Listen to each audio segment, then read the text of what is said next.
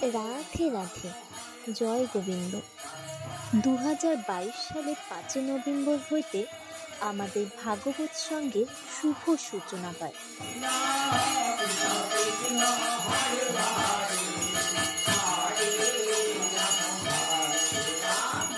এখানে প্রত্যেক সন্ধ্যা 7টা হইতে ধর্মীয় গান বাজনা ও ভাগবত পাঠ এবং পূজা আরতি অনুষ্ঠিত হয়।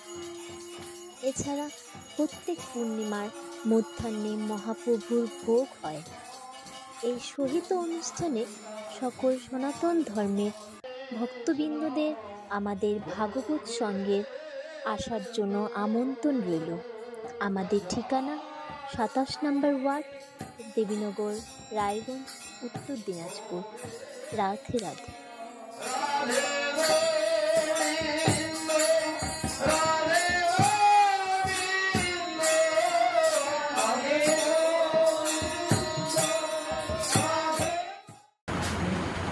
आजनुलम्बित भुजौ कनकाबदातो संकीर्तनैकपीतरो कमलायतासौ विश्वम्भरो द्विजवरो जुगधर्मपालो वन्दे जगत्प्रियकरो करुणावतारो। नमस्त्रिकालसत्ताय जगन्नाथसुताय च सभृताय सपुत्राय सकलत्राय ते नमः। अवतीर्णो सकारुण्यो परिच्छिन्नो सदीश्वरो श्रीकृष्ण चैतन्य नित्यानन्दो दौ भ्रातरो भजे। स जयति विशुद्ध विक्रम कनकाभकमलायतेक्ष्मनो वरजान विलम्बीशरभुजो बहुधा भक्तिरसाभिनर्तक। जयति जयति देव कृष्ण चैतन्य चन्द्रो जयति जयति कीर्तिस्तस्य नित्या पवित्रा। जयति जयति भृत्तस्तस्य विश्वेशमूर्ति। जयति जयति नित्यं तस्य सर्वप्रियस्य।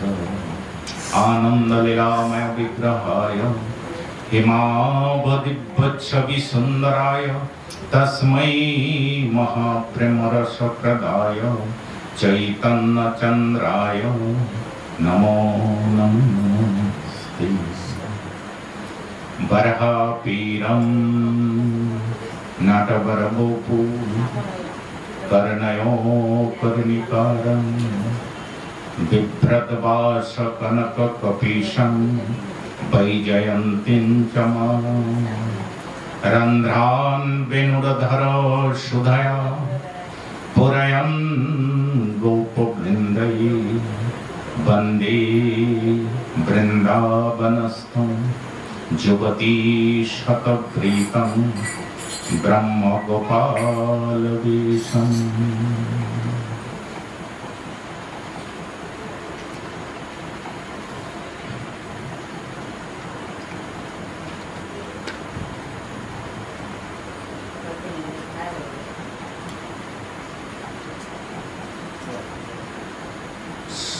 सतया श्रद्धया युक्तस्तः शरधनमिहति लभते च तत कामान् मयैव विहितान् हितान्।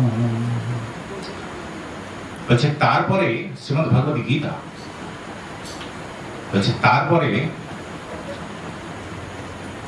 সতয়া শ্রদ্ধয়া যুক্তস্থ শরধনমিহতে লভতে চ তত কামান ময়ৈব বিহিতান হিতান। তারপরে তারা কি করে, অত্যন্ত শ্রদ্ধাযুক্ত হয়ে সেই দেবতাদের পুজো করে। অত্যন্ত শ্রদ্ধাযুক্ত হয়ে সেই সেই দেবতাদের পুজো করে এবং সেই সেই দেবতাদের কাছ থেকে তারা যে ফলটা পায় সেইটা ময়ব বিহিতান হিতান, সেটা আমার কাছ থেকেই সেটা তারা লাভ করে দেয়। আমরা এর আগের যেগুলো পড়েছি দেখেছি, কামস্তৈ তৈরিত জ্ঞানা প্রপদ্যন্তে অন্য দেবতা তং তং নিয়মমাস্থায় প্রকৃতা নিয়তাশয়া, যে যাদের কামনার দ্বারা আচ্ছাদিত যারা, তারা বিভিন্ন ভিন্ন ভিন্ন দেবতাদের পুজো করে। তো ভিন্ন ভিন্ন দেবতাদের পুজো করতে গিয়ে তারা কি করে, ভিন্ন ভিন্ন ক্রিয়া বিশেষের আশ্রয় নেয়, গ্রহণ করে। বলছে তারা গ্রহণ করে কেন? যে তারা সেখান থেকে তাদের কাম্য ফল লাভ করবে বলে। হ্যাঁ, কিন্তু ভগবান এখানে বলছে যে তারা যে কাম্য ফলটা লাভ করে সেই কাম্য ফলটা আমি তাদেরকে প্রদান করি। সেই সেই দেবতাদেরকে পুজো করে যে কাম্য ফলটা তারা লাভ করে সেই কাম্য ফলটা আমি তাদেরকে প্রদান করি। তো এই কারণেই এখানে মহাজনরা এই জন্য বলছি যে যারা সাধক, চারটা জীবনের চারটা অংশ, একটা হচ্ছে স্থূল, একটা হচ্ছে প্রবর্তক, একটা হচ্ছে সাধক, একটা হচ্ছে সিদ্ধ। তো স্থূল যারা, স্থূল কারা?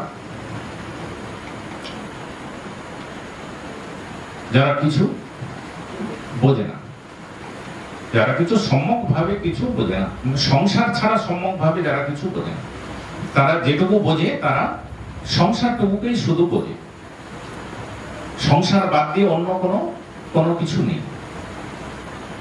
বুদ্ধি আছে, সবই আছে, সমস্ত কিছু আছে, কিন্তু সংসার ছাড়া অন্য কোনো ব্যাপার নেই।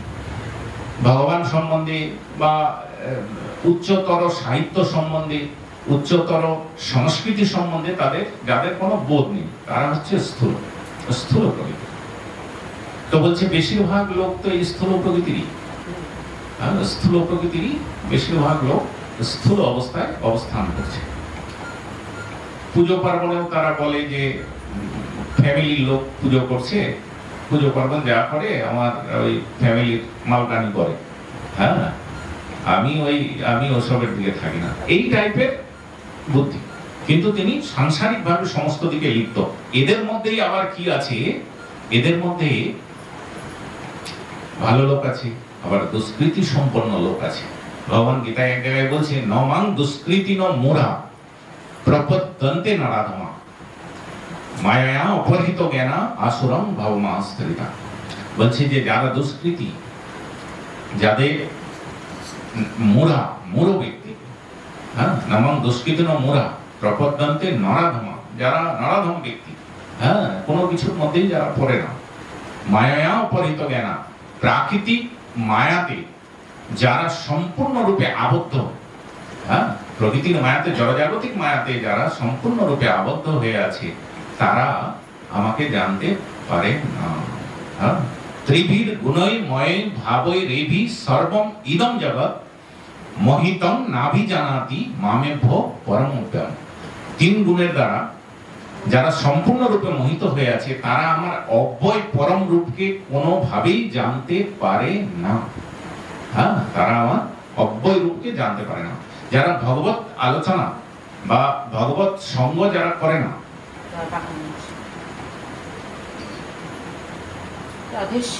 তারা কি করে,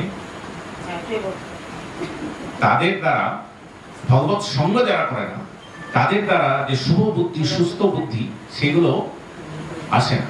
ভগবত সেবার বুদ্ধিগুলো তাদের মধ্যে জাগরিত হয় না। এবার প্রকৃতির তিন গুণ, ত্রিভির গুণই ময়ে ভাবে দেবী সর্বমিদম জগৎ। এবার তিন গুণ আছে, একটা গুণ হচ্ছে তমগুণ, নিকৃষ্ট গুণ হচ্ছে তমগুণ, তমগুণ সর্বপ্রকার নিকৃষ্ট গুণ। তার উপরের গুণ হচ্ছে রজগুণ। রজগুণ মানে কর্মে যারা প্রবৃত্ত, হ্যাঁ, কর্মে যারা প্রবৃত্ত, অত্যন্ত কর্মে যারা প্রবৃত্ত, যারা কর্ম ছাড়া কিচ্ছু বোঝে না, হ্যাঁ, তাদেরকে রাজসিক গুণ বলা হয়। তাদের মধ্যে সর্বপ্রকারের রাগ অবস্থিত, হ্যাঁ, তাদের রাজসিক গুণ। আর সাত্বিক গুণ যাদের আছে, তারা কেউ কবিতা লেখে, কেউ গান লেখে, কেউ কবিতা গানের চর্চা করে, কেউ নাটক, গল্প এগুলোর চর্চা করে। এই সমস্ত কিছু নিয়ে যারা বেশ আনন্দে থাকে। সাত্বিক গুণ হচ্ছে উন্নত গুণ, হ্যাঁ, সবচেয়ে উন্নত গুণ। তো আমাদের প্রকৃতির মানুষের মধ্যেও এই প্রকারই দেখা যায়। কেউ দেখা যায় কেউ সাত্বিক গুণে, হ্যাঁ, এরা ভালো হয়, এরা সমাজের পক্ষে উপকারী তৎপর, হ্যাঁ, সমাজের কোনো অন্যায় ক্ষতি এরা করে না, এরা দ্বারা হয় না। আবার যারা রাজসিক গুণ, এরা সমাজের প্রচুর মঙ্গল কর্ম করে, কিন্তু তাদের একটা বিরাট অহংকার থাকে মনের মধ্যে, হ্যাঁ, যে আমি যে কাজটা করছি না আমি করে দেখালাম, এই টাইপের একটা ভাব তাদের মধ্যে থাকে। এটা হচ্ছে রাজসিক ভাব। আর তামসিক ভাব কোনো দিকেই নেই। নিদ্রা, আলস্য, হ্যাঁ, এই সমস্ত ব্যাপকভাবে যাদেরকে ছেয়ে আছে তারা হচ্ছে তামসিক গুণের। তো এই বলছে ত্রিভির গুণই ময়ে ভাবের এপি সর্বমিদম জগৎ। আর এই যে গোটা জগৎটা, এই জগৎটা কেউ সাত্বিক গুণের, কেউ রাজসিক গুণের, কেউ তামসিক গুণের, এই তিনটা গুণের ছেয়ে আছে। বলছে সাত্বিক গুণও আমাকে জানতে পারে না। রজ তম গুণ তো আলাদা, যারা সাত্বিক গুণ তারাও আমাকে জানতে পারে না। আমার পরম অব্যয় স্বরূপকে তাদের জানার মধ্যে আসে না। বলছি কেন? যে না, তারা খুব সুখে দিন যাপন করে। মানে আমি যেখানে আছি সেখানে খুব সুখী আছি, আমি যেখানে আছি সেখানে খুব সুখে আছি, সুখেই দিন কাটছে, অর্থ আছে, গৃহ আছে, সবকিছু আছে, আবার লেখাপড়া চর্চা, হ্যাঁ, কবিতা চর্চা, গান চর্চা, বিভিন্ন ধরনের ভালো চর্চা, সুস্থ চর্চার মধ্যে দিয়ে তারা কিন্তু দিন যাপন করে।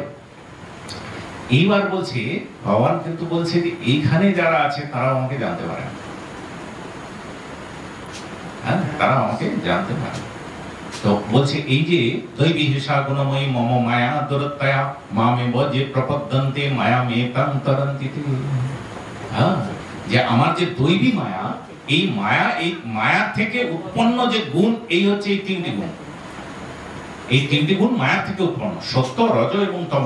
এই তিনটি গুণ যদি না থাকে তাহলে জগৎ চলবে না। তিনটি গুণের প্রয়োজনও আছে আবার এই জগতের জন্য, হ্যাঁ, এই জন্য তিনটি গুণ ভগবান থেকে সৃষ্টি হয়েছে। কিন্তু বলছে যে এই তিন গুণ যাদের মধ্যে, এই তিন গুণের দ্বারা যারা মোহিত হয়ে আছে তারা আমার পরম অব্যয় স্বরূপকে জানতে পারে না। হ্যাঁ, তো আমরা প্রথমে স্থূলের দেশ করেছি, যে স্থূলের দেশের মধ্যে বেশিরভাগই হচ্ছে তম এবং রজগুণের মধ্যে অবস্থিত। আমি যেভাবে আছি খুব ভালো আছি, হ্যাঁ, আমি যেভাবে আছি খুব ভালো আছি। সাত্বিক গুণের লোক বলবে খুব ভালো আছি, হ্যাঁ, খুব ভালো আছি, সব সময় আনন্দে আছি, ভালো পরিবেশে আছি, হ্যাঁ, ভালো আছি। কিন্তু উপনিষদ বলছে, শাস্ত্র বলছে তুমি ভালো নেই, বলছে তুমি ভালো নেই। তো বলছে কেন? বলছে পৃথিবীতে তুমি কেন এসছো? বলছে তুমি কোনোদিন ভেবে দেখেছো এই পৃথিবীতে তুমি কেন এসেছো? কি কারণে এসেছো? তোমার আসার উদ্দেশ্য কি? এরপরে তুমি যাবে কোথায়? এই সম্বন্ধে ভাবনা তোমার মধ্যে আসেনি, এই জন্যই তুমি ভালো নেই। তুমি যেভাবেই বলছো আমি ভালো আছি, কিন্তু তুমি ভালো নেই। শাস্ত্র বলছে ভালো নেই, মহাজনরা বলছে ভালো নেই, ভগবান বলছে যে এটা তো দুঃখালয়, হ্যাঁ, এটা দুঃখালয়, শাশ্বত, মানে শাশ্বত দুঃখেরই আলয় এটা। বলছে এখানে তুমি সুখে থাকবে কিভাবে, আনন্দ থাকবে কিভাবে, কোন সময়ের জন্য তুমি আনন্দ পাবে না। তো বলছে ভগবান এই যে ত্রিতাপ জ্বালা, ত্রিতাপ জ্বালাতে সবাই দগ্ধীভূত। হেন কোনো ব্যক্তি নেই যিনি ত্রিতাপ জ্বালার দ্বারা দগ্ধীভূত নন।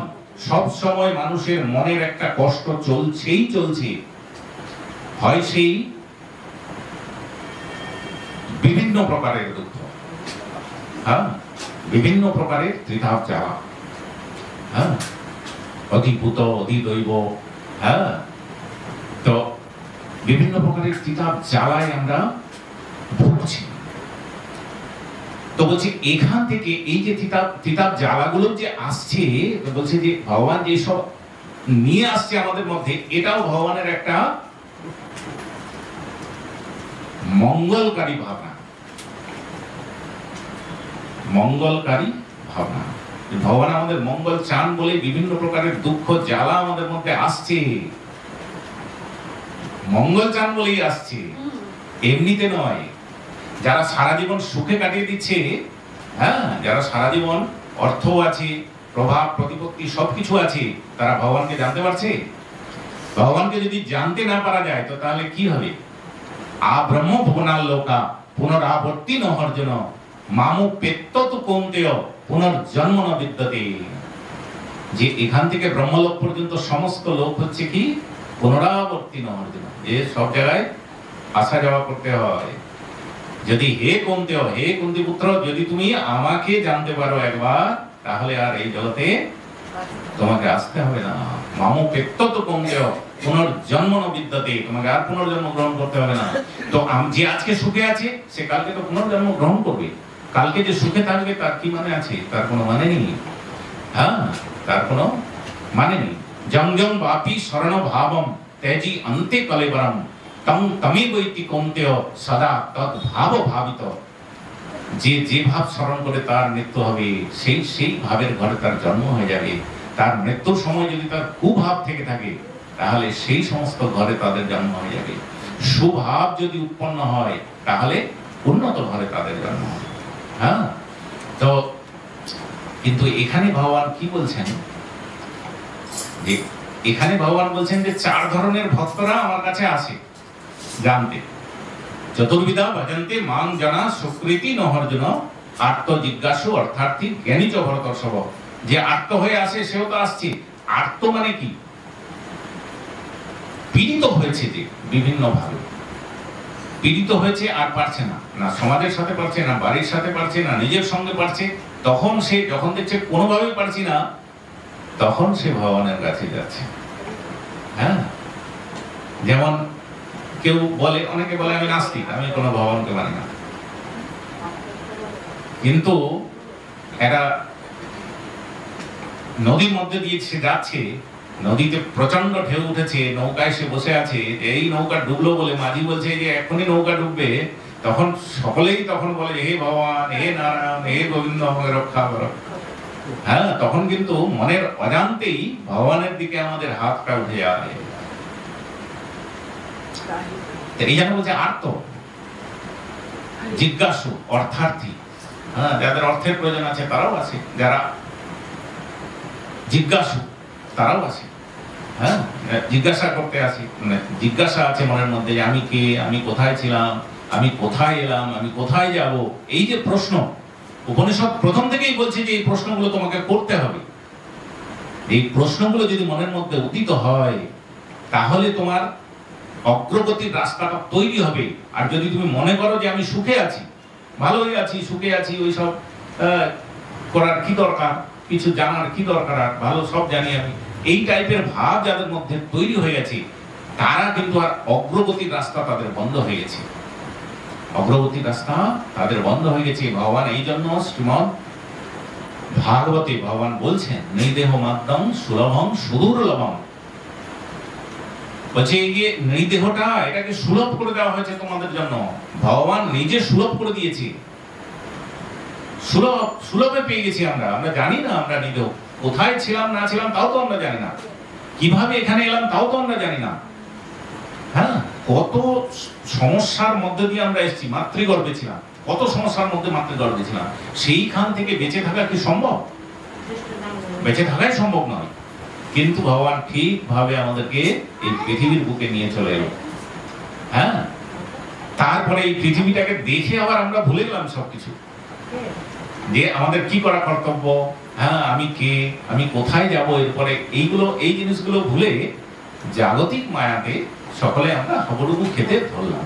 হ্যাঁ, এই জন্যই ভগবান বলছে যে এই জায়গায় জিজ্ঞাসু, যারা জিজ্ঞাসু, যাদের মধ্যে জিজ্ঞাসার উদয় হয়েছে, জিজ্ঞাসার উদয় যাদের হয়েছে, তাদেরকে দেখবেন যে হয় কোনো ভক্ত সঙ্গ করবে, না হয় কোনো কিছু পাঠ করবে।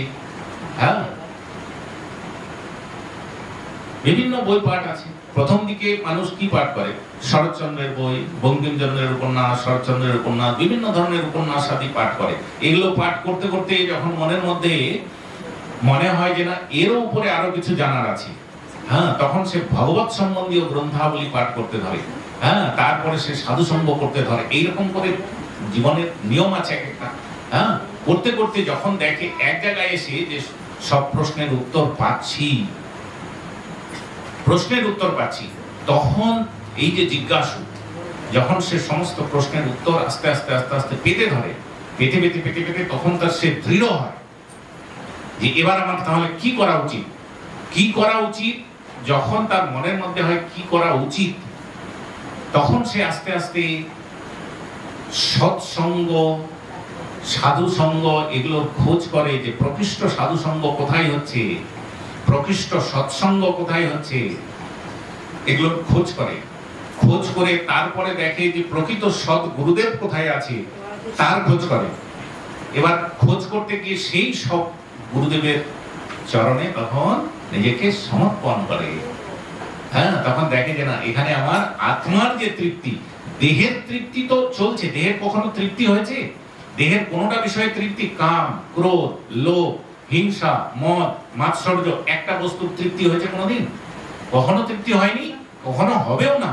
এগুলো তৃপ্তিকর বিষয় নয়। তো তৃপ্তি যখন হবে না, তো তখন যারা জিজ্ঞাসু তারা ভাবতে থাকে যে না, এই দেহভিত্তিক ব্যাপারে যতদিন পড়ে থাকবো ততদিন আমাদের তৃপ্তি আসবে না। তো তৃপ্তি কিভাবে আসবে? হ্যাঁ, তখন সে বুঝতে শুরু করে যে না, আমি যেমন একটা দেহ, এই দেহের মধ্যে একটা আত্মা আছে। হ্যাঁ, দেহের মধ্যে একটা আত্মা আছে। তো সেই আত্মার একটা, দেহের যেরকম দেহটাকে ভালো রাখতে গেলে কি দরকার? খাদ্যের দরকার, সুখাদ্যের দরকার। হ্যাঁ, সুখাদ্য যদি আমি দিতে পারি দেহটাকে, দেহের প্রয়োজন আছে খাদ্যের। হ্যাঁ, সকালবেলা হলেই দেহের খাদ্যের প্রয়োজন হয়ে যাচ্ছে, হ্যাঁ, দুপুরবেলা হলে দেহের খাদ্যের প্রয়োজন হচ্ছে, রাত্রেবেলা হলে দেহের খাদ্যের প্রয়োজন হয়ে যাচ্ছে। তো এই খাদ্যের যে প্রয়োজন হচ্ছে, তো এতে কি হচ্ছে, আমাদের জাগতিক দেহটা ভালো থাকছে। হ্যাঁ, কিন্তু এই দেহের উপরে ইন্দ্রিয়াদি আছে, তার উপরে কি ইন্দ্রিয়ের অধীশ্বরকে মন আছে। মন তো বিভিন্ন জায়গায় বিভিন্ন ভাবে ঘুরে বেড়াচ্ছে। মন এখন এখানে বসছে, এখন ওখানে বসছে, এখন এখানে বসছে, এখন ওখানে বসছে, এর তো কোনো ঠিক নেই। মন তো মাছির মতো। রামকৃষ্ণ পরমহংসদেব বলেছিলেন যে আরে মনটা মাছির মতো। হ্যাঁ, এখনই দেখবি যে দোকানে ক্ষীর সাজানো আছে, দেখবি একটা মাছি গিয়ে ক্ষীরের মতো বসে আছে। ক্ষীর খেলো, খুব ক্ষীর খেয়ে আবার তার মনে হলো, আবার দেখছি যে একটা নর্দমা পাশে।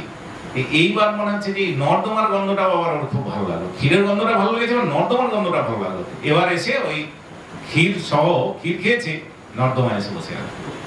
তো বলছি এইরকম হচ্ছে মন।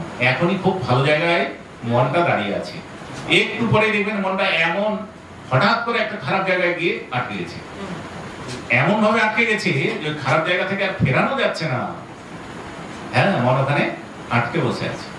এবার এই যে মনের সাথে যে লড়াই, এই মনের সাথে কিভাবে লড়াই করা যাবে? মনের সাথে লড়াই করার যে বুদ্ধি, সেই বুদ্ধিটা আমাদেরকে তৈরি করতে হবে কেমন করে? সেই বুদ্ধি তৈরি করতে হবে একমাত্র সৎসঙ্গ থেকে। আর অন্য কোনো উপায় আমাদের কাছে নেই। নান্যম পন্থা বিদ্যতে অয়নায়, অন্য কোনো দ্বিতীয় কোনো রাস্তা নেই, দ্বিতীয় কোনো পন্থা নেই যে মনটাকে কিভাবে সুস্থ রাখবো, সবল রাখবো। এবার মনকে সুস্থ রাখার জন্য এইগুলো, এবার মন সুস্থ হবে না। মনকে কেউ সুস্থ করতে পেরেছে? করতে পারবে না। বলছে মনের উপরে, মন, বুদ্ধি, অহংকার, মনের উপরে বুদ্ধি কাজ করছে, বুদ্ধির উপরে অহংকার কাজ করছে। এবার অহংকারের উপর আরো একটা সূক্ষ্ম তত্ত্ব কাজ করছে, তার উপরে এই সূক্ষ্ম তত্ত্বের উপরেও আরো সূক্ষ্ম তত্ত্ব আছে, যেটাকে বলা হয় আত্মা। তো বলছি যে যেমন এর খাদ্য আছে, শরীরের যেমন খাদ্য আছে, মনেরও খাদ্য আছে। শরীরের খাদ্য যেরকম সাধারণ খাদ্য, ডাল, ভাত, লুচি, এগুলো যেমন শরীরের খাদ্য, মনের আবার খাদ্য কি? মন কি করছে? একটা খুব সুন্দর গান শুনছি, খুব সুন্দর একটা গান শুনছি, এখন মনটা বেশ আনন্দে আছে।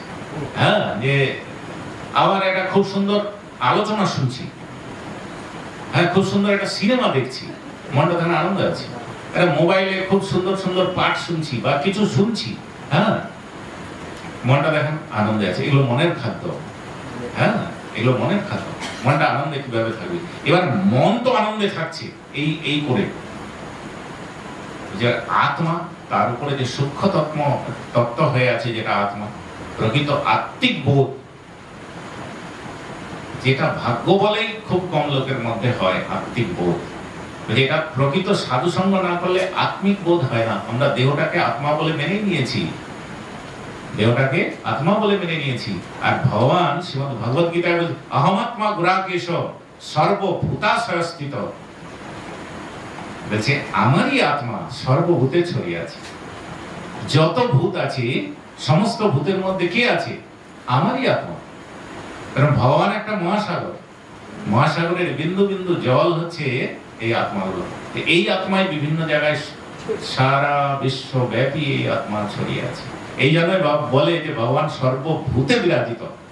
সর্বভূতে কিভাবে বিরাজিত? যে ভগবানেরই আত্মা সর্বভূতে বিরাজ করছে। সেই উদ্ভিদ হোক, সেই প্রাণী হোক, নিকৃষ্ট প্রাণী হোক, উৎকৃষ্ট প্রাণী হোক, নিকৃষ্ট মানুষ হোক, উৎকৃষ্ট মানুষ হোক, সব জায়গায় ওই একই অহম আত্মা গুরাকেশ সর্বভূতা স্থিত। সমস্ত ভূতের মধ্যে আমার আত্মা বিরাজ করছে। তো এই জন্য কি, এই যে জিজ্ঞাসু পর্যায়, এই জিজ্ঞাসুরা তখন বিভিন্ন জিনিস জিজ্ঞাসা করতে পারে। এই জিজ্ঞাসুরাই হলো স্থূলের দেশ, প্রবর্তকের দেশ। প্রবর্তকের দেশ মানে এরা জিজ্ঞাসু, ভোগকে ছাড়তে পারেনি। ভোগকে ছাড়া তো সহজ কথাও নয়। তো ভোগকে ছাড়তে পারেনি, কিন্তু মনের মধ্যে একটা জিজ্ঞাসা চলছে যে না আমি কে, সত্যি তো আমি কে, আমি কোথায় এসেছি, কিভাবে এসেছি, কে আমাকে এনেছে, কেন এসেছি, কোথায় যাব। এই বুদ্ধিটা কিন্তু জিজ্ঞাসুদের মধ্যে আস্তে আস্তে আস্তে আস্তে হতে থাকে। তো এই হয়, ফলে তারা একটু একটু সৎসঙ্গেও যায়, কিন্তু তারা যেহেতু সম্পূর্ণভাবে রাগটা কোথায় আছে, ভোগের দিকে, এই জন্য জিজ্ঞাসা হয় কিন্তু ছেড়ে আসতে পারে না সেই জায়গাটা। ভোগের প্রতি অত্যধিক রাগ থাকার জন্য, রাগ মানে আসক্তি, সেই আসক্তিটা থাকার জন্য আসতে পারে না। তো এই জন্য ভগবান বলছে যে এর পরের স্তর যেটা হচ্ছে, সেই স্তরটা হচ্ছে কার? সাধকের দেশ। স্থূল, প্রবর্তক, সাধক। তার মানে যারা এই সাধক হওয়াটাও চাকরিখানি কথা না, এটাও একটা ভগবানের বড় কৃপা করুণা। না থাকলে কেউ সাধকও হতে পারবে না। সাধনার জীবন কেউ গ্রহণ করতে পারবে? পারবে না। এখানেও ভগবানের কৃপা করুণা। স্বামী প্রণবানন্দ এক জায়গায় বলছেন, একজন এসে প্রণবানন্দ স্বামীকে জিজ্ঞাসা করছে যে আমার বাবা খুব দুঃখ, যাওয়া খুব যন্ত্রণা। তো প্রণবানন্দ তো ভগবান শিবের অবতার, তো বসে আছেন। তো বসে তখন বলছেন যে যে যত দুঃখ, তাপ, জ্বালা যে যত সহন করেছে, তার ভেতরের অন্তরের যত ক্লেশ সবকিছু তার দূর হয়ে গেছে, দূর হয়ে যাচ্ছে।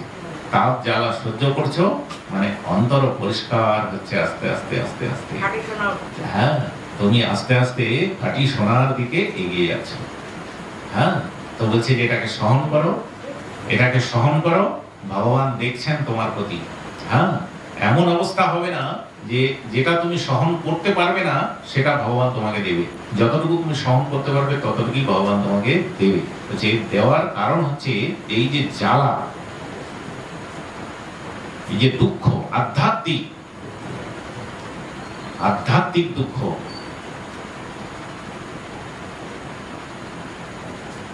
অধিদৈব, অধিভূত।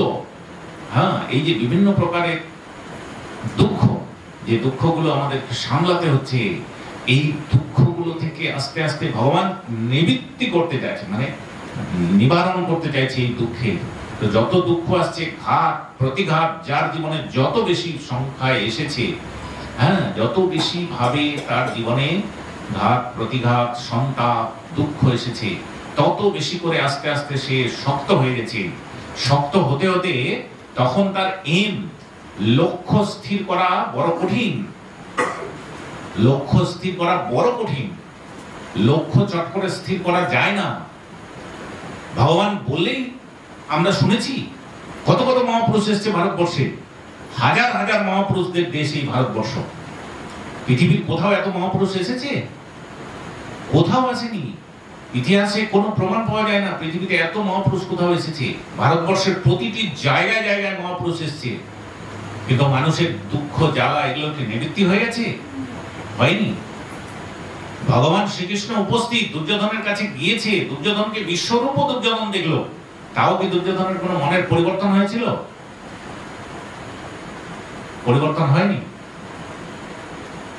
ধৃতরাষ্ট্রের মনের পরিবর্তন হয়েছিল? ভগবান নিজে এসে কথা বলেছিল, 5টা গ্রাম চেয়েছিল মাত্র। ধৃতরাষ্ট্রকে পরিবর্তন করতে পেরেছিল? ভগবান নিজে পরিবর্তন করতে পারেনি। আমরা সাধারণ কিভাবে কার পরিবর্তন করব? আমরা তো নিজেদেরই পরিবর্তন করতে পারিনি। হ্যাঁ, তো অপরের কি পরিবর্তন করব? তো বলছে এই জন্যই ভগবান বলেছে নমাং দুষ্কৃতি নমুরা, যারা দুষ্কৃতি, যারা মূঢ়, তারা আমাকে জানতে পারে না, যারা নরাধম। এই যে দুর্যোধন, এরা কি নরাধমের আন্ডারে কিনা? হ্যাঁ, যে স্বয়ং ভগবান আসলো, ভগবান বলছে, তাও স্বীকার করলো না, মেনে নিল না। তো যে নরাধম, নরাধম মানে নরের অধম। তো বলছি তাহলে এরা পারলো না। তো ভগবান সুযোগ দিলেই যে সবাই পারবে তা না। হ্যাঁ, যদি বৃষ্টি পড়ে, আমি যদি ঘটিটাকে উল্টো ভাবে রেখে দিই, তাহলে বৃষ্টির জল আমি পাবো না। হ্যাঁ, তো বৃষ্টির জলটা পেতে গেলে আমাকে ঘটিটাকে সোজা করে রাখতে হবে, কলসিটাকে সোজা করে রাখতে হবে। হ্যাঁ, যেরকম কলসি বসে সেরকম ভাবেই বসাতে হবে। তো আমরা কি করেছি? উল্টো করে রেখে দিয়েছি। এই উল্টো করে রেখে দেওয়ার জন্য ভগবানের কৃপা সবসময় আমাদের প্রতি বর্ষিত হচ্ছে, সবসময় কৃপা বর্ষিত হচ্ছে, অথচ সেই কৃপাটাকে নেওয়ার মতো শক্তি আমাদের থাকছে না। এই জন্যই ত্রিতাপ জ্বালা আমাদের জীবনে আসছে বারবার করে। বারবার যে আমরা জ্বালায় ভুগছি, যে আমরা এমকে, আমাদের যে উদ্দেশ্য, এটাকে আমরা সঠিক করতে পারছি না। না পারার জন্যই এটা ভগবান বলছে। যে ভগবানের সনাতন গোস্বামী জিজ্ঞাসা করেছে, সকল মানবের পক্ষে সনাতন গোস্বামী জিজ্ঞাসা করছে মহাপ্রভুকে যে আমাদের কি করা উচিত, যে কি করলে আমাদের উন্নতি হবে। হ্যাঁ, তো মহাপ্রভু বলল, কেন? নামে রুচি, জীবে দয়া, বৈষ্ণব সেবন। নামে রুচি, জীবে দয়া, বৈষ্ণব সেবন, এই তিনটেই দেখালেন। হ্যাঁ, যে নামে রুচি, নাম করো, নামে রুচি হবে, আস্তে আস্তে রুচি হবে। হ্যাঁ, জীবে দয়া প্রদর্শন করো, জীবে দয়া প্রদর্শন করো। জীবের প্রতি যে দয়া ভাব এতদিন ছিল না, এবার দয়া ভাবকে নিয়ে এসো। হ্যাঁ, জীবের প্রতি দয়া প্রদর্শন করো। বৈষ্ণব সেবন, সদাচারী ব্যক্তিদের সেবন করাও।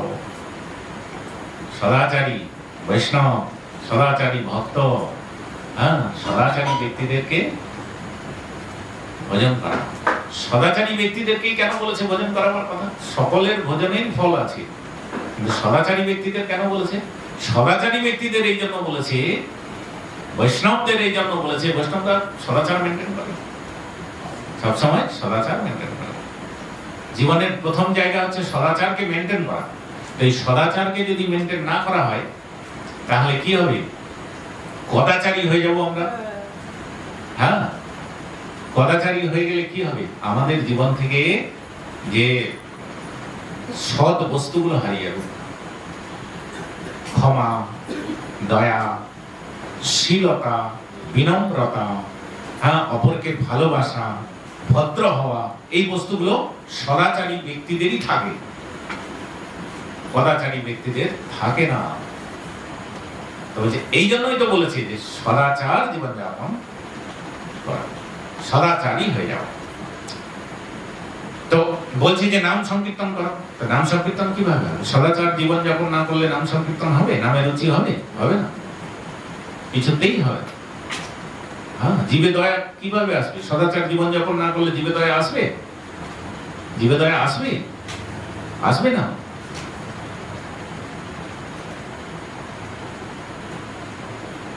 এমনিতে দেখেন একটা জীবকে হত্যা করা হচ্ছে, সব লাইন ধরে ব্যাগ নিয়ে দাঁড়িয়ে আছে, ওর সামনে হত্যা করা হচ্ছে, কত কষ্ট করে তাকে মারা হচ্ছে, ব্যাগের লাইন নিয়ে সব ব্যাগের লাইনে আছে। তো বলছে যে তাহলে জীবে দয়া থাকছে না। যে কেন? রসনার লোভ, রসনার লোভের জন্য জীবে দয়াটা থাকছে না, যে জীবে দয়া চলে যাচ্ছে। তো বলছে জীবে দয়া যদি চলে যায় তাহলে নামের রুচি হবে? যে নামের রুচি হবে না। যে এই জন্যই প্রতি জীবের প্রতি দয়া প্রদর্শন করা, আর একটা বৈষ্ণব সেবা সদাচারীদেরকে সেবন করা, বৈষ্ণব ভক্তদেরকে সেবন করা, হ্যাঁ, তাদের সেবা করা, হ্যাঁ, তাদেরকে ভোজন করানো, তাদেরকে সেবা করা। বলছে যে এইগুলো তাদের কাছ থেকে যে তাদের ভেতরের যে অনুপরমাণুগুলো আছে, তাদের ভেতরের যে শুদ্ধ চিন্তাধারাগুলো আছে, এইগুলো আপনার ভিতরে প্রবেশ করে যাবে। বলছে যখন প্রবেশ করে যাবে তখন আপনার ভিতরে অসৎ বস্তুগুলো যেগুলো আছে এগুলো ডিলিট হতে থাকবে, হ্যাঁ, এগুলো আস্তে আস্তে নাই হতে থাকবে। বলছে এই জন্যই তো এগুলো করা। তো তাহলে জিজ্ঞাসু থেকে সাধক, তো সাধক জীবন যারা কারা যাপন করতে পারে? যারা এমটাকে বুঝেছে, মনের ভোগগুলো যায়নি, মনের রাগ যায়নি, ভোগ মানে রাগ, আসক্তি, এগুলো যাদের যায়নি, হ্যাঁ, কিন্তু তারা বুঝে গেছে এমটা কি, হ্যাঁ, উদ্দেশ্য কি, এটা যারা বুঝে গেছে। তো বলছে তারা নিজেদেরকে মনকে সংযত করে সহনশীলতা, সহ্য করো, মানে সহন করে তারা সাধন জীবনে এগিয়ে যাচ্ছে। কেন সাধন জীবনে এগিয়ে যাচ্ছে? যে না, ভাগবতে যে বলেছে নৃদেহ মাধ্যম সুলভম সুদুর্লভম প্লবম গুরু কর্ণ ধারণ ময়ানুকুলেন নভস্যতে রীতম।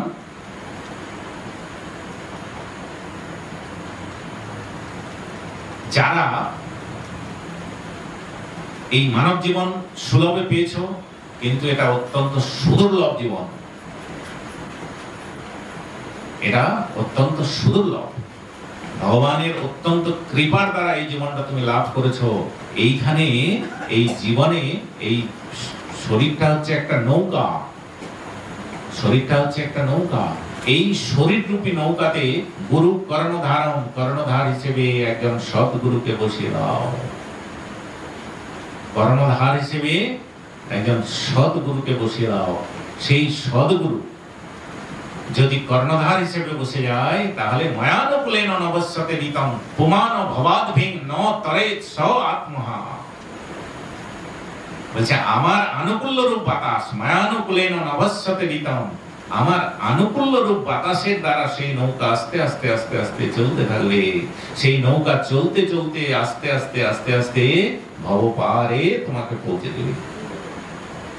মায়ানুকুলেন নভস্যতে রীতম পুমান ভবাদ্ভিং, এই যে ভবসাগর, এই ভবসাগরটা পার করে দিবে আমার আনুকূল্য রূপ বাতাস। তো বলছে ন তরে স আত্মহা, এইটাকে পেও, এই সুন্দর মনুষ্য জীবনটা পেও, যারা এর প্রকৃত সদ্ব্যবহার করে না তারা আত্মঘাতী।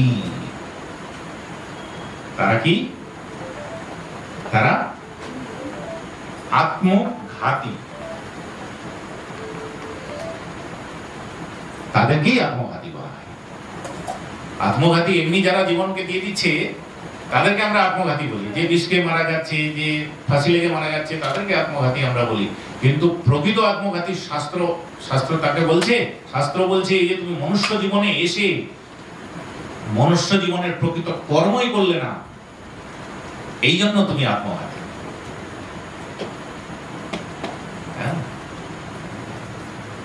এক রাজস্থানে এক রাজা, তখন রাজাদের সময় ছিল, চারিদিকে রাজাদের ভর্তি। রাজস্থানের এক রাজা, সেই রাজা একদিন হঠাৎ করে বলল, শ্রদ্ধাশীল রাজা, হঠাৎ করে একদিন সকলকে নিয়ে, মন্ত্রী টন্ত্রী সকলকে নিয়ে বললো যে চলো আমরা একটু বৃন্দাবন ধাম ঘুরে আসি। তো সবাই বললো যে খুব ভালো কথা, সবাই বলে চলে যে তাহলে আমাদের একটু ধাম দর্শন হয়, হ্যাঁ বৃন্দাবন ধাম আমরা ঘুরে আসি। এই বৃন্দাবন ধাম ঘুরতে এসেছি। তো রাজার একটা মেয়ে ছিল, তো মেয়েটার নাম ছিল আজব কুমারী। আজব কুমারী।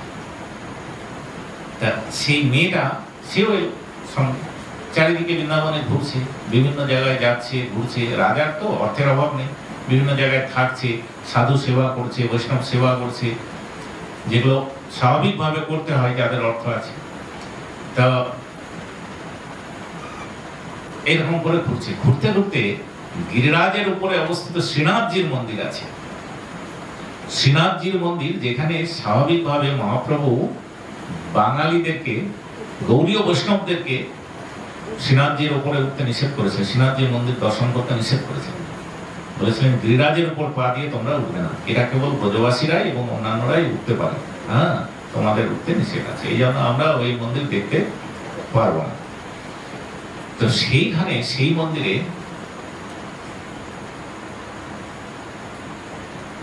ঘুরতে ঘুরতে গিয়েছে। ঘুরতে ঘুরতে গিয়ে যেই সেখানে ব্রাহ্মণরা সেবা করে, ব্রজবাসী ব্রাহ্মণরা, মন্দির যেই দর্শন করেছে, মন্দির দর্শন করে খুব ভালো লেগেছে।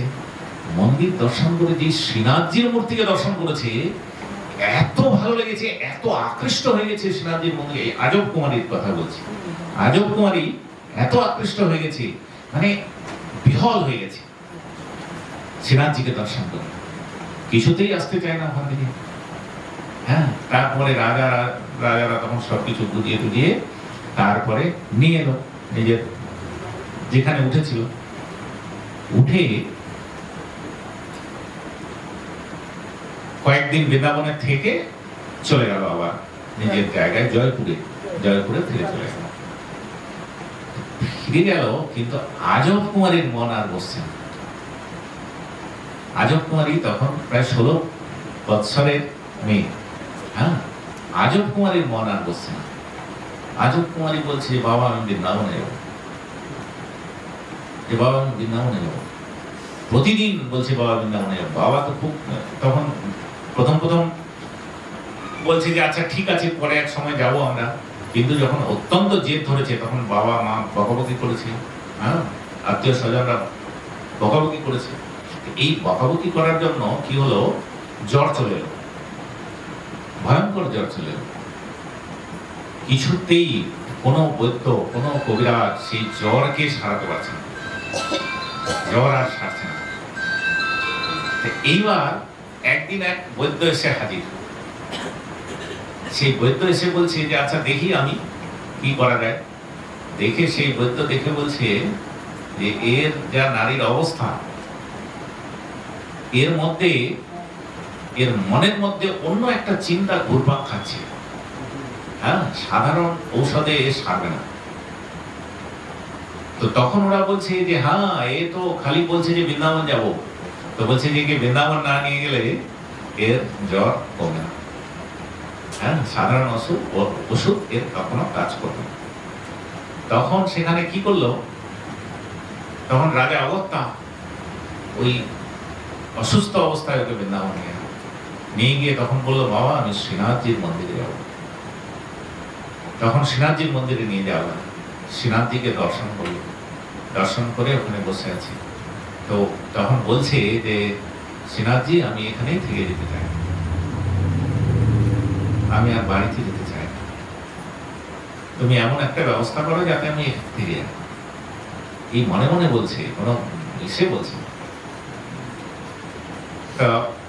তারপরে পান্ডাদেরকে বলল যে কিভাবে ভগবানের সেবা করা যাবে। তো যে ভগবানের সেবা বিভিন্ন ভাবে করা যাবে, তোমার অর্থ থাকলে তুমি অর্থ দিয়ে করো, হ্যাঁ তুমি কাজ করতে পারো, বিভিন্ন রকম করতে পারো। হ্যাঁ, আরেকটা কথা, বৃন্দাবনে যে গেল একদিন থাকার পরে জ্বর টর সব গায়েব হয়ে গেল, জ্বর আর নেই। হ্যাঁ, সুস্থ হয়ে গেল একদম। তখন বলছে আমার তো কিছু, আমি কি সেবা করবো?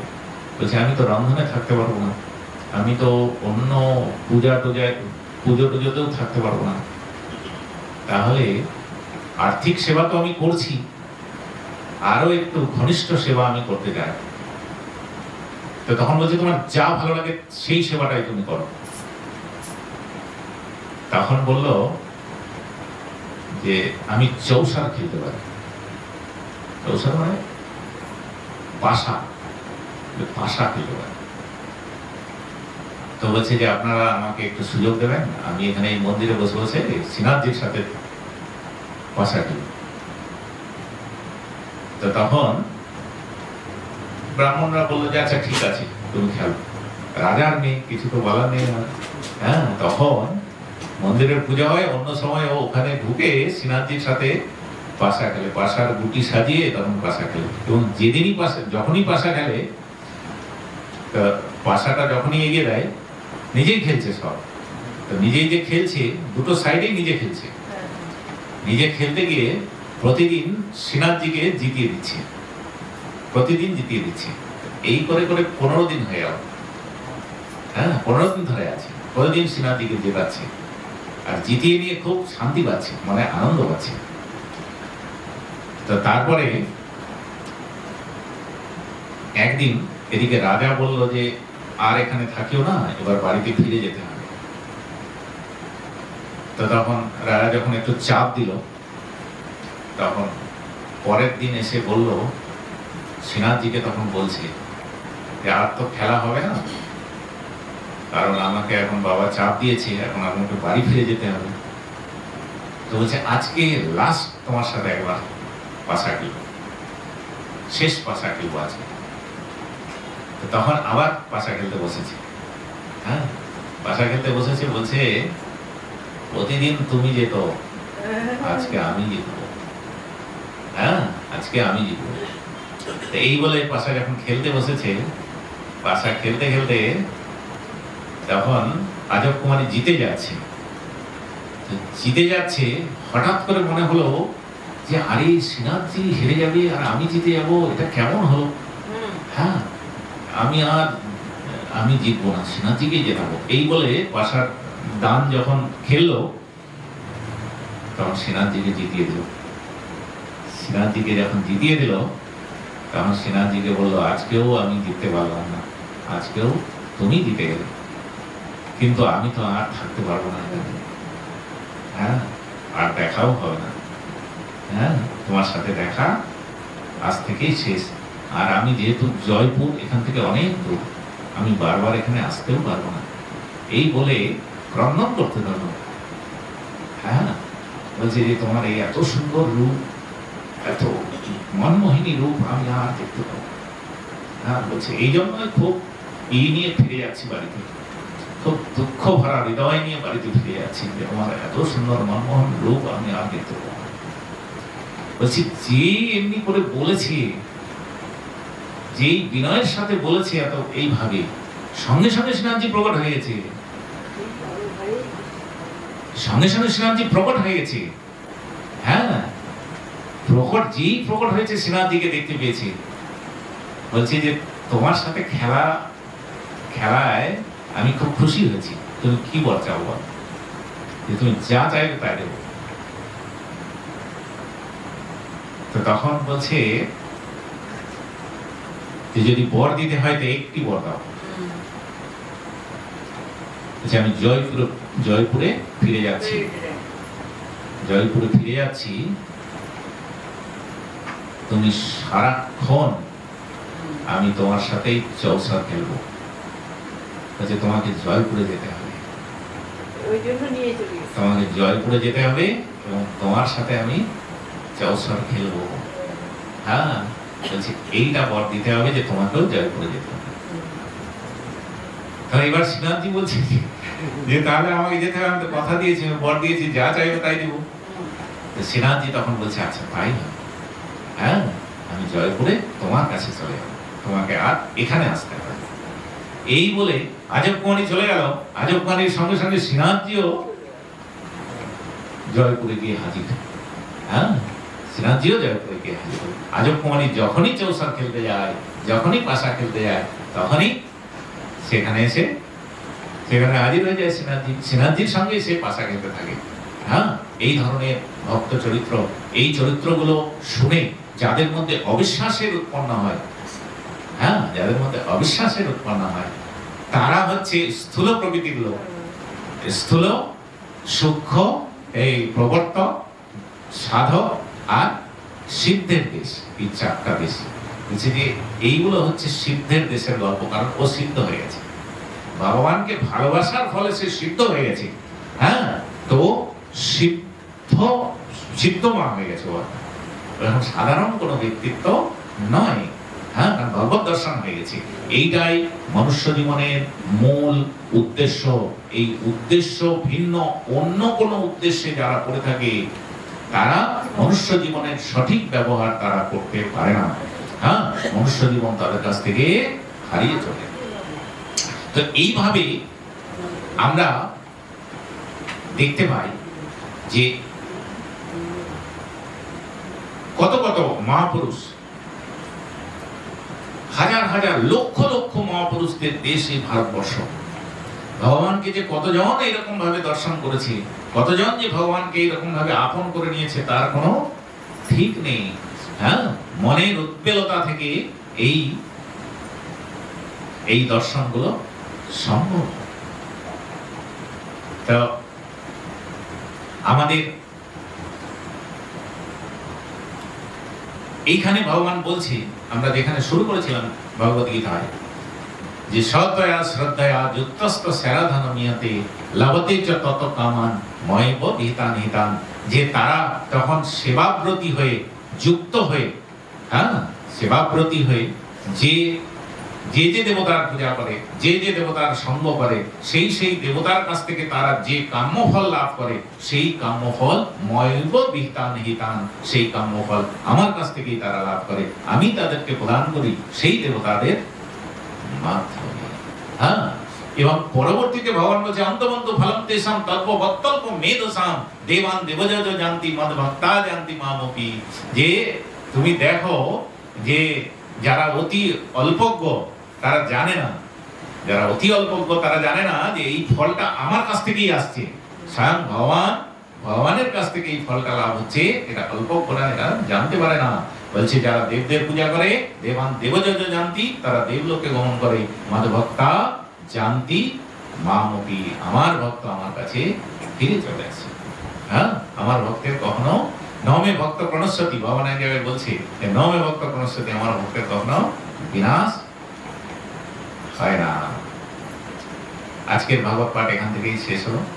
হ্যাঁ, সকলকে ধন্যবাদ।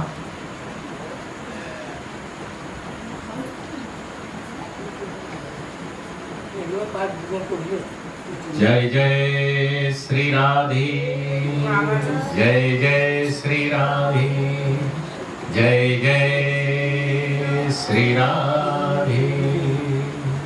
এটাকে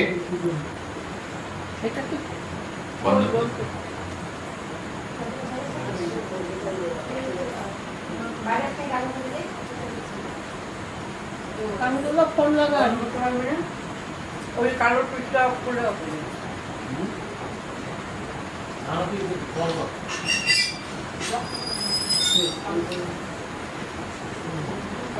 ওই অন অফ রাখা, ওই যেটা মধ্যে লাল লাইট জ্বলছে ওখানে ব্যাগ রাখা আছে অন অফ। ভজহু রে মন স্ত্রীনন্দ নন্দন অভয় চরণার বিন্দ, ভজহু রে মন শ্রীনন্দন নন্দন অভয় চরণার বিন্দ, দুর্লভ মানব জনম সৎসঙ্গে, দুর্লভ মানব জনম সৎসঙ্গে, তর হয়ে ভব সিন্ধুরে, তর হয়ে ভব সিন্ধু। ভজহুরে মন শ্রীনন্দনন্দন অভয় চরণার শীতয়া তপ বাত বরিশন এ দিন জামিনী জাগিরে শীতয়া তপ বাত বরিশন এ দিন জামিনী জাগিরে বিফলে সে বিনু কৃপণ দুরজন চপল সুখ চপল সুখ বিফলে সে বিনু কৃপণ দুরজন বলছে যাদের আমি এতদিন ধরে সেবা করে গেলাম তাদের কাছ থেকে পেলামটা কি? হ্যাঁ, খুব ভালো খাওয়ালাম দাওয়ালাম, এ আসলো ও আসলো, খুব আনন্দে দিন কাটালাম, কিন্তু এগুলো থেকে আমি পেলামটা কি? আমার পাওয়ার বস্তুটা কি হলো? বিফলে সে বিনু কৃপণ দুরজন চপল সুখ চপল সুখের জন্য মানে ক্ষণিকের সুখের জন্য সবকিছু করে গেলাম, কিন্তু ভগবানের কাজটা করতে পারলাম না। হ্যাঁ, তো বলছে এ ধন যৌবন পুত্র পরিজন ইতে কি আছে পরতি। এ ধন যৌবন পুত্র পরিজন ইতে কি আছে পরতি।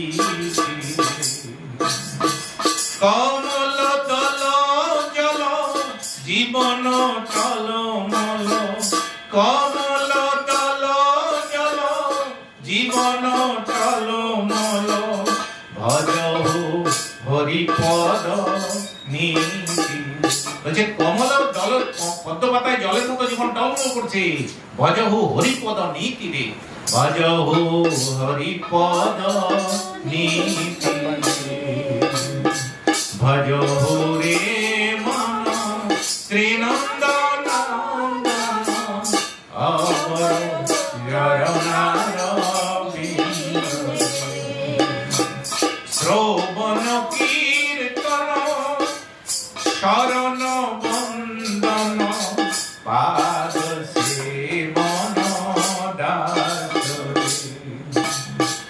পূজন সখী জন আত্মনিবেদন গোবিন্দ দাসয় বিলাস, গোবিন্দ দাসয় বিলাস। ভজহু রে মন শ্রীনন্দনন্দন অভয় চরণার বিন্দু।